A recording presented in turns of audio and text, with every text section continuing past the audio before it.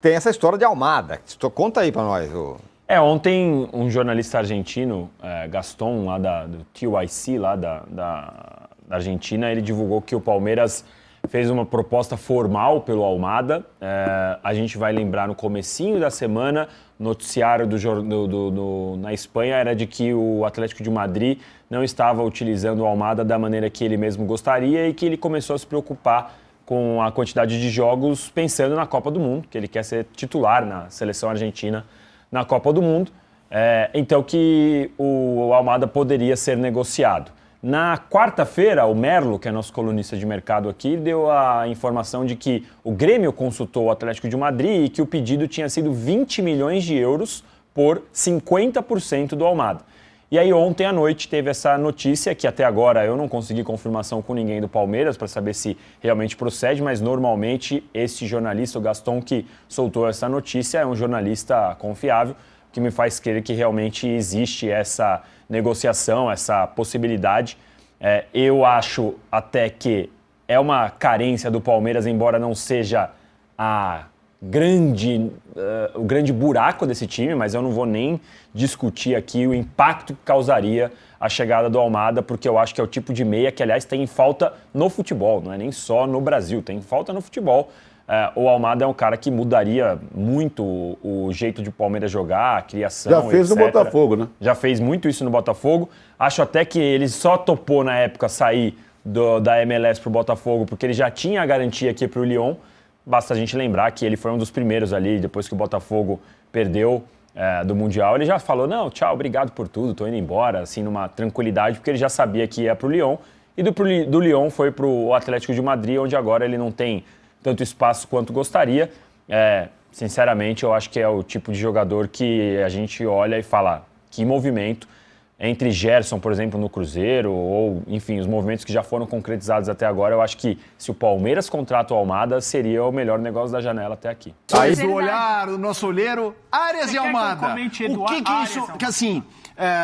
Mas o Bubu é um cara sincero. Isso, isso. Isso, excelente. Eu amo. Não vi o jogo. Eu amo. Ou melhor do que falar com o cara do Gol bem, ele nem faz. Não sei.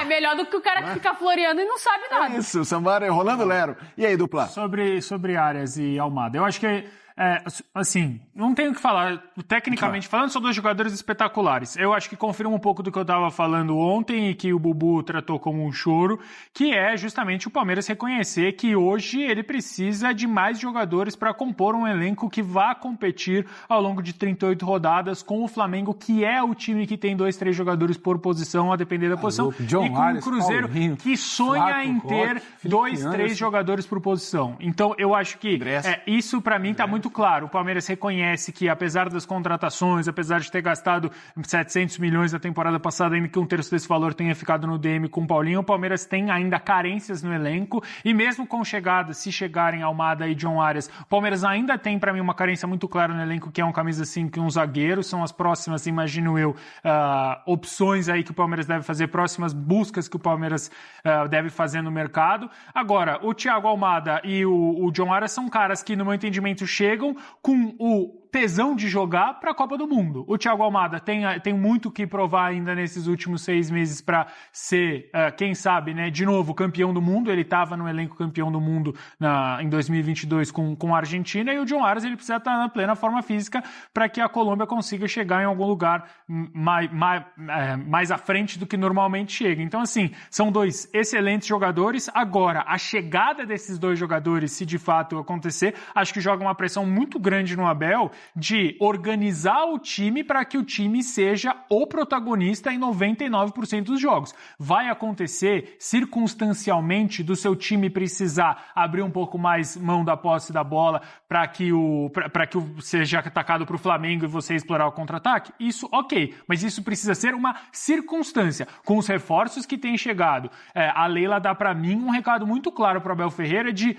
olha, eu fiz tudo o que eu posso, agora é você que tem que fazer esse time jogar. E é jogar com bola no pé, é jogar com posse de bola, é jogar pressionando o adversário lá em cima. Não é contratar Thiago Almada, John Arias, ter o Paulinho à disposição e o Vitor Roque para que o Palmeiras seja um time essencialmente de transição. Eu acho que aí o Abel, com todas as peças à disposição, com 2, 3 jogadores por posição, aí ele vai ter que se virar nos 30. O Palmeiras no ano passado, para mim, teve o melhor futebol da era Abel Ferreira, mas esse melhor futebol durou 2 meses. É um time que não conseguiu equilibrar ataque e defesa ao mesmo momento. Ou um time que atacou muito bem, e a gente falava aqui, o Edu veio aqui, falou de Bebeto e Romário, virou uma loucura, ou era um time que defendia muito bem e Bebeto e Romário foram tirar férias. Então, assim, eu acho que a pressão em cima do Abel é muito grande se essas contratações fecharem de fato. O Abel vai ter que pensar muito bem como ele vai armar um time que é protagonista. O Palmeiras vai ter que ser o Flamengo de 2025, não em todos os jogos, porque isso não dá pra gente cobrar um calendário louco como esse, mas em 90%, 99% dos jogos o Palmeiras vai ter que mandar no jogo. Pedro! Cara, eu acho que a gente ainda precisa entender, porque quando você fala de Almada e John Arias, são 2 investimentos de prateleira ali que a gente está começando a falar de Gerson, a gente comentava um pouco de Arrascaeta, o próprio Celso comentava ontem da necessidade de ter mais opções, só que, meu amigo, não sei se viriam os 2, se você está dando 2 tiros para pelo menos tentar acertar um, o que já seria muito bom. Almada ou John Arias, com voltas de Paulinho, com Vitor Roque, com Flaco, Felipe Anderson, Felipe Lembrador, Andréas. Eu acho que do meio para frente ali você não pode reclamar de opção. É o melhor jogador do Mundial dos clubes. Então acho que isso pode ajudar a explicar o tamanho da contratação. O Fluminense não teria a sequência vitoriosa que teve, a conquista que teve em 2023, se não fosse John Arias. Claro que tem muito do Cano, tem muito do Fábio. Sim, tem a boa fase do Nino, tudo mais, outros jogadores ali periféricos. O Fluminense não teria o destaque que teve, o principal clube brasileiro no Mundial de Clubes, se não fosse John Arias. Claro, a ideia do Renato, sistema defensivo bem postado, com o Fábio, com o Thiago Silva também, tudo bem. Então, assim, é um cara que vai entrar num papo de você não admitir nada menos que um grande título pro Palmeiras. A gente está começando a entrar numa era, é bacana pra gente que consome, gosta de acompanhar, trabalha com isso, comenta. Você está montando ali 3, 4 seleções, né? Talvez o Cruzeiro um pouco abaixo e não pela qualidade de jogadores titulares, a gente falava isso aqui. Pela rotação, né? Pela rotação e pelas possibilidades de banco. Mas Flamengo e Palmeiras com o que estão fazendo, gente, o cara virar e falar, me dá o melhor jogador do futebol brasileiro dos últimos anos? Foi o Gerson, foi para lá. Me dá então aquele que foi melhor também em algum momento, John Arias, vem para cá. O Almada em algum momento foi melhor também tecnicamente conduzindo aquele Botafogo, o Luiz Henrique, tudo mais, Savarino, o Igor, não dá para cá. É um tiro muito certeiro. Acho pouco provável falar que o Arias teria dificuldades para desenvolver aqui, que ele está tendo, de certa forma, no futebol inglês. Ele tinha essa coisa, eu lembro do papo na época do Fluminense, de querer estar lá em algum momento, viver essa experiência. Acho que talvez não tenha ido como ele pensou, voltaria, acho que não teria problema nenhum para a vivência do futebol sul-americano. E sim, é um cara que está olhando, sim, a sua possibilidade de rotação às vésperas de uma Copa do Mundo, que eu acho que é um projeto muito importante para ele, para o país dele. Felipe, é contratação para avaliar se é o principal jogador ao lado dele de Arrascaeta e Gerson. Sim, vai começar a temporada e nós vamos junto. E mais essa temporada 2026, o Paulistão é depois de amanhã. Acabou agora o brasileiro, né? Já tem Paulistão depois de amanhã. E, é jogo rápido Paulistão, hein? Esse ano, Paulistão reformulado, só 8 jogos a primeira fase. Rapidinho. É um mês de campeonato. Um mês. Vai começar agora para o Palmeiras no dia 10, né? Sábado. E dia 15 de fevereiro já acabou a primeira fase. Então é jogo rápido, tem que se condicionar e não dá tempo, né? O Palmeiras se apresentou no final de semana passado. O Palmeiras já vai estrear no sábado. Uma semana de treinamento, não tem como se condicionar, não tem como se preparar, não tem como recuperar a condição física que foi perdida nas férias. E começa o campeonato. Um campeonato curtíssimo. Esse ano, se os clubes grandes não se conscientizarem que o negócio é muito rápido, pode ficar gente de fora. Então tem que estar atento. O Palmeiras, aliás, com o Abel Ferreira, os últimos, todos, né? Todos os campeonatos paulistas que o Abel disputou, ele disputou a final. O cara chegou e já foi atropelando. Ganhou 3, perdeu 2, mas chegou em todas as finais. E vai começar mais um Paulistão. Esse aqui, acho que é um dos maiores desafios. Por falta de tempo, por falta de preparação, por falta de ter um time, e o calendário exige que comece o campeonato com menos de uma semana de trabalho. É impossível, né? É impossível. Mas vamos ver o que nos aguarda nesse Paulistão, que começa de uma forma diferente, você já sabe. São só 8 jogos, são 16 times, 8 times foram sorteados ali, tem o pote, joga dentro do primeiro grupo primeiro, depois sai, são 8 jogos só, e o Palmeiras então vai pegar, ó, primeiro jogo Portuguesa e todos os clássicos, né? Todos os clássicos vão acontecer. Palmeiras e Portuguesa para começar o campeonato, depois no meio da semana Palmeiras e Santos, Palmeiras e Mirassol, Novo Horizontino e Palmeiras, Palmeiras e São Paulo, jogo mando do Palmeiras, acho que vai ser em Barueri, Botafogo e Palmeiras, Corinthians e Palmeiras, vai ser lá na Zona Leste, e para fechar rapidinho, dia 15/2, Palmeiras e Guarani. E acabou a primeira fase. Então, assim, tem que achar uma forma de somar pontos rapidamente, né? E nessa daí, sabe quem vai levar vantagem? Os clubes do interior. Não os clubes como o Mirassol, que tiveram a mesma temporada que o Palmeiras, nem Novo Horizontino, que a Série B foi muito parecida também, né? Mas os times que não jogaram o segundo semestre. Estão treinando desde novembro aí, para esse Paulista, que vai ser muito curtinho. Lembra o ano passado, 2025, o Palmeiras, que também teve um tempo um pouquinho maior, acho que foram 15 dias de preparação. O Palmeiras foi se classificar na última rodada lá contra o Mirassol. Depois foi para a final, né? Acabou perdendo. Mas foi um sufoco para classificar. Esse ano o desafio ainda é maior, vai exigir muito do Abel e dos jogadores, e a gente tem que lembrar que não tem novidades, né? Marlon Freitas é a única novidade, talvez aí a recuperação do Evangelista durante o campeonato, o Evangelista que já está em transição, já está conseguindo treinar. Figueiredo também pode ser uma novidade daqui a pouquinho, esse menino que tem 2 lesões de joelho já, daqui a pouquinho vai ter condição também, e principalmente Paulinho, né? Estamos esperando o Paulinho ainda. Estamos esperando que o Paulinho se recupere, que o Paulinho volte a jogar. E aí é um time com reforço, porque até aqui contratação mesmo, só o Marlon Freitas, aliás, uma boa contratação. O Palmeiras foi buscar um jogador com perfil de um time que quer ganhar, de um jogador que encaixa nesse perfil, um jogador experiente, pronto para jogar. E líder, né? Falta nesse time também. Falta um líder nesse time aí, dentro de campo. Que o Abel tem essa liderança toda, essa forma, essa gestão, que é o melhor de todos, mas dentro de campo é importante também. A gente tinha o Gomes, agora chega o Marlon também, que tem essa capacidade de ser um líder dentro do campo que a gente estava precisando. Mas as contratações, né? Acho que diferente do que nós vimos no ano passado, o ano passado gastou-se demais e não foram boas contratações. Não foram boas contratações.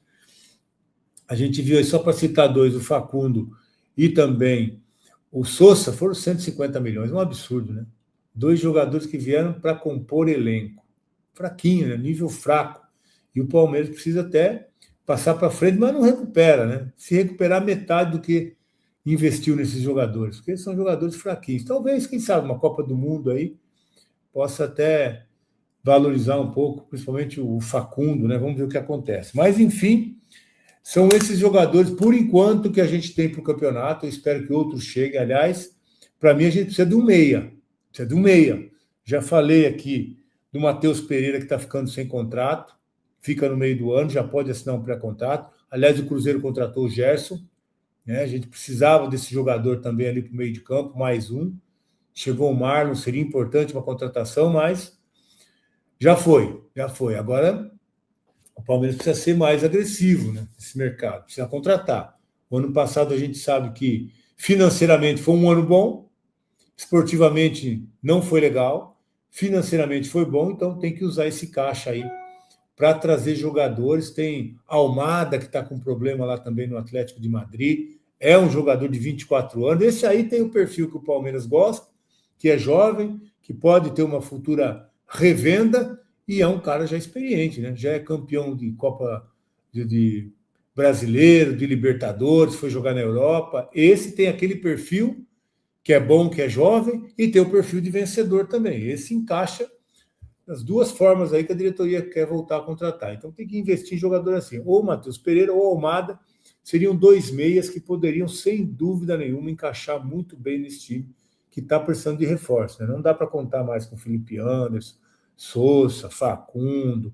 o Bruno Rodrigues. Esses 4 jogadores já demonstraram nessa temporada, o Felipe até na outra também, que não dá para esperar mais. Não dá para esperar mais. São jogadores caros, de investimento alto, que não dá retorno, só fica no banco de reserva assistindo aos jogos do Palmeiras e quando entra ainda não muda nada, não resolve nada.